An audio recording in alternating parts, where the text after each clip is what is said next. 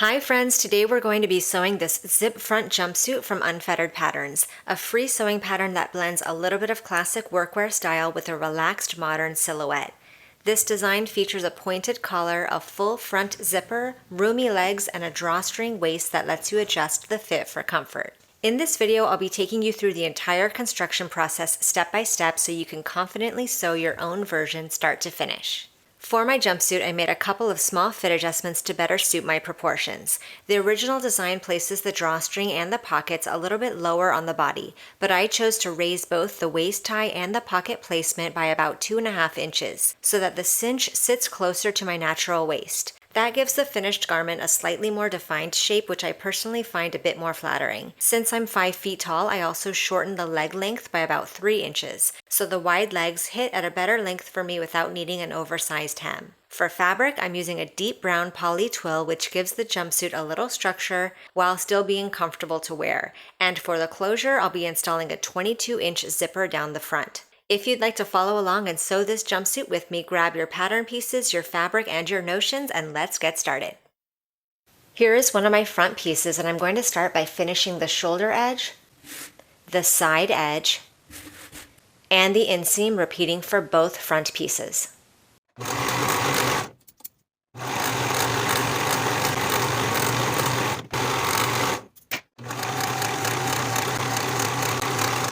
Then I'll place both of the front pieces right sides together along the crotch curve and pin in place. Sew the crotch curve from the finished edge of the inseam to that indentation in the fabric which signifies the end of the zipper, sewing with a 3/8 inch seam allowance. Then you can finish those crotch raw edges together and press to one side.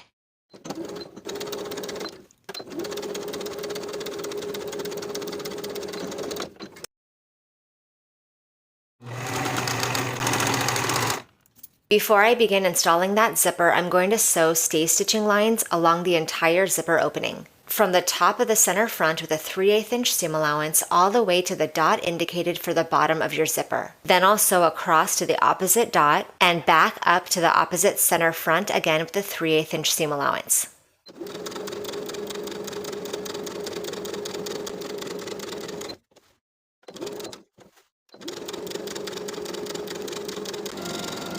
Then using a sharp pair of scissors or snips, you're going to snip to the dot markings at the bottom of the zipper opening. Careful not to snip through your stay stitching. Then we can finish the raw edges along the entire center front.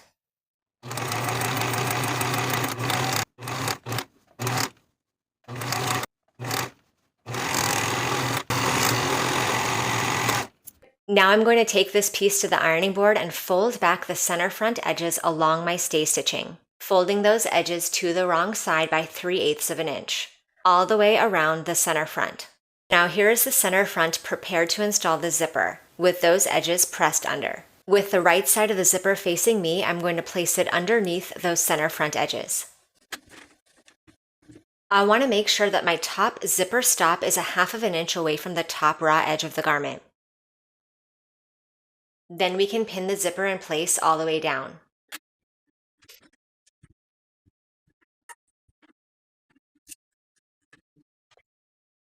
Now we can top stitch the zipper in place as pinned, edge stitching close to the folded edges.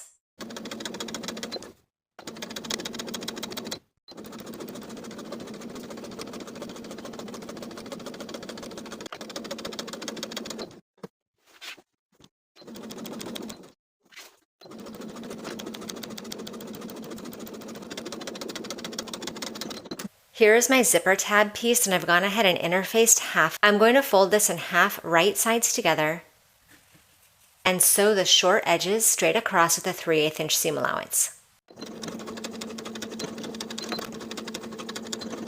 Then we can turn this piece right side out and give it a good press.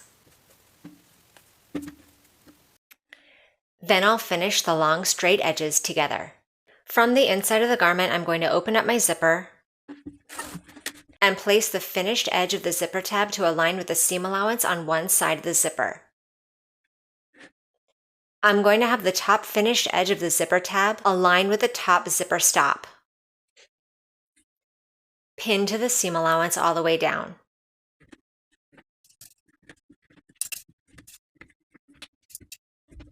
Sew the zipper tab in place through the center front, and you can sew right on top of your original zipper stitches.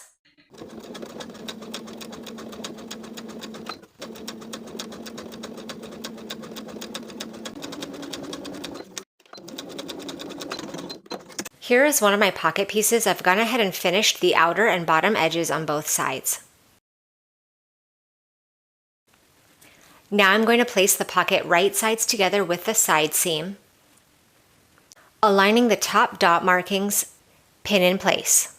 Now I'm going to sew along the innermost edges of my finishing stitches, starting about 1/2 inch above one dot and stopping about 1/2 inch below the opposite dot.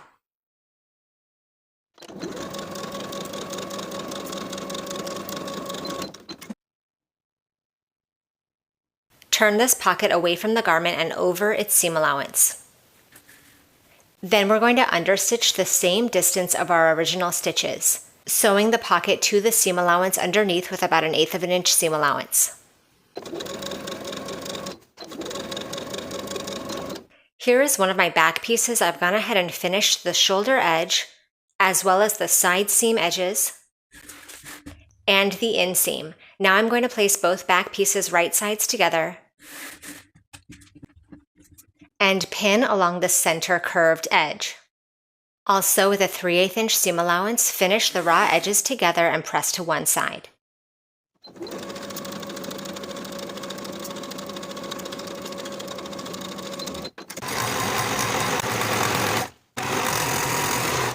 Now I'm going to secure the opposite side of the pocket to the side seam of the back piece, placing that finished edge of the pocket right sides together with the side seam at the markings, and pin in place. Sew to attach along the inner finishing stitches, starting once again 1/2 inch above the top dot and ending 1/2 inch below the bottom dot. Then we'll flip that pocket over its seam and understitch once again in the same way as we did for the front pocket edges. Repeat for both pockets. So here's what our pockets are looking like on the inside of the garment at the moment.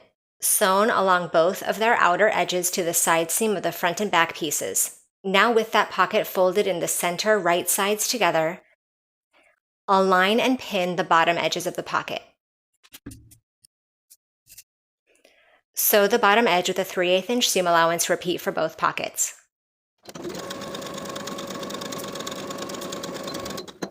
Now with the front and back pieces right sides together, we're going to pin the side seams from the top to the first dot, then from the bottom dot to the bottom of the garment. Then we'll sew the side seam from the top to the dot with a 3/8 inch seam allowance, then start a fresh set of stitches at the next dot, backstitching to secure, sewing all the way to the bottom with a 3/8 inch seam allowance. Repeat for both side seams.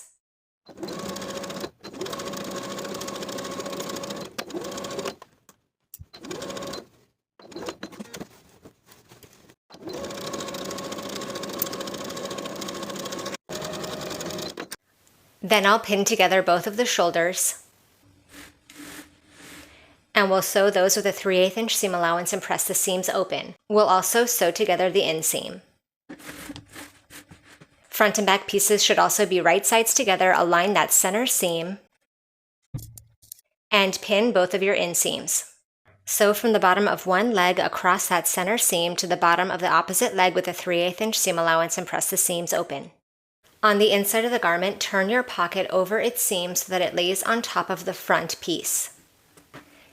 Make sure that it's laying perfectly flat at the side seam.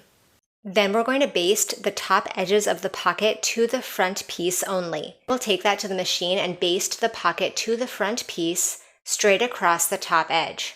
Repeat for both pockets. Here is the tie casing piece. I'm going to press the long raw edges to the wrong side by 3/8 inch so that the raw edges meet in the center. I've transferred my casing line to the front and back pieces. Here is my back piece where I'm going to begin applying the casing. Find the center of the casing. I'm going to place that center marking at the center back, aligning it with my transferred line. Then I'll pin in place across the back piece. Once I have that pinned in place, I'll turn this piece to the front. And I'll continue pinning the casing in place in line with the marking. On the front at the raw edge, I'll turn that short raw edge to the wrong side by about 3/8 of an inch. And secure that as well. Repeat on both sides of the front. Then we're going to edge stitch along both sides of the casing all the way around, sewing the casing to the front and the back piece respectively, edge stitching close to the outer folded edges, and leaving the short edges of the center fronts open to insert a tie.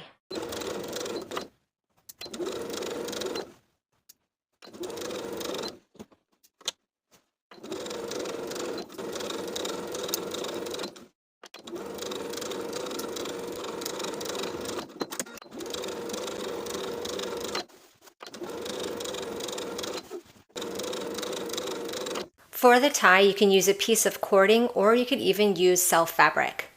I'm just using a shoelace. I'm going to lace it through one center front and out the other.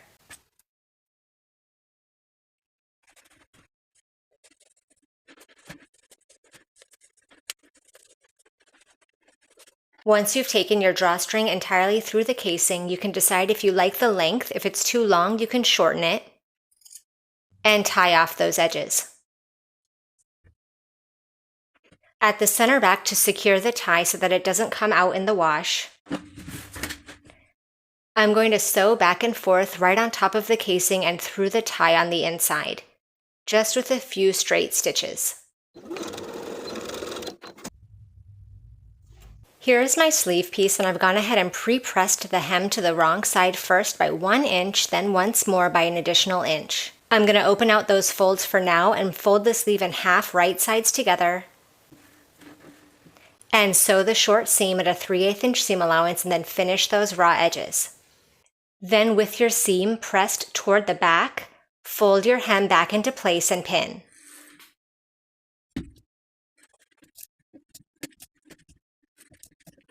Edge stitch the hem in place all the way around along the upper inner fold.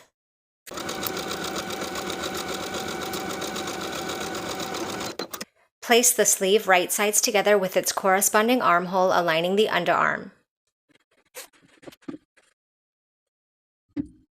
Align the remaining notches as well and pin in place all the way around. Sew the sleeve into the armhole with a 3/8 inch seam allowance, finish the raw edges together, and repeat to attach both sleeves.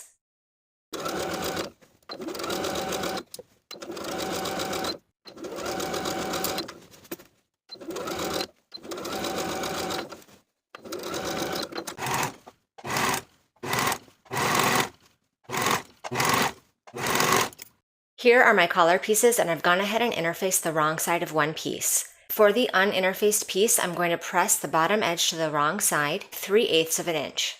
Then I'll place these pieces right sides together. Pin along the outer and top edge. Then we'll sew starting over the folded edge of the uninterfaced piece, pivoting at the corners to the bottom of the opposite edge with a 3/8 inch seam allowance.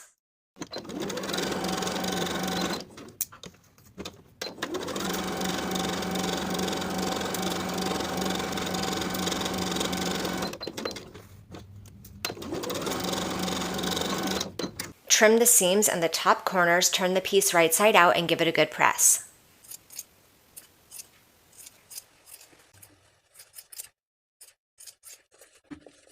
Then I'll place the interfaced side of the collar right sides together with the neckline, aligning the center backs and pinning in place.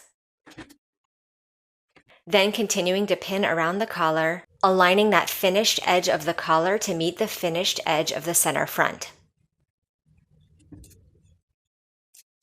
Then we'll sew that single interfaced layer of the collar to the neckline from one center front to the other with a 3/8 inch seam allowance.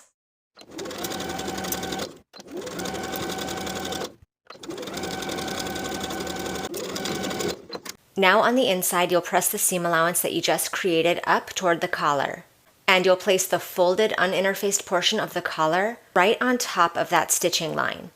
Pin in place from the outside.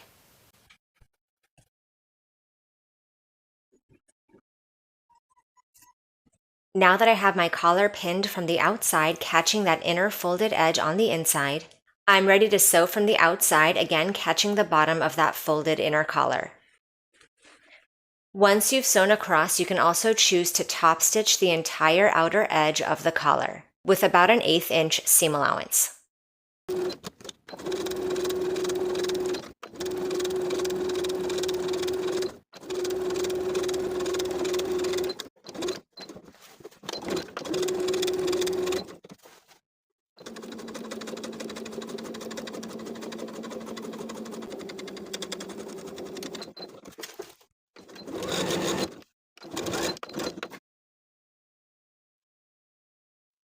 The hem allowance for the bottom of the pants is 1¼ inches.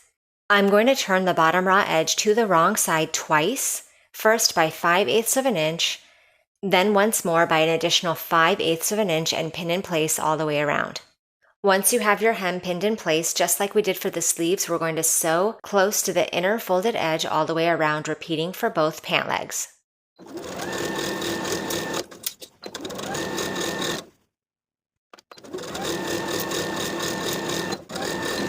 And now the jumpsuit is complete. Thank you so much for watching this sew along. I hope you enjoy your new jumpsuit, and I'll see you in the next sewing tutorial.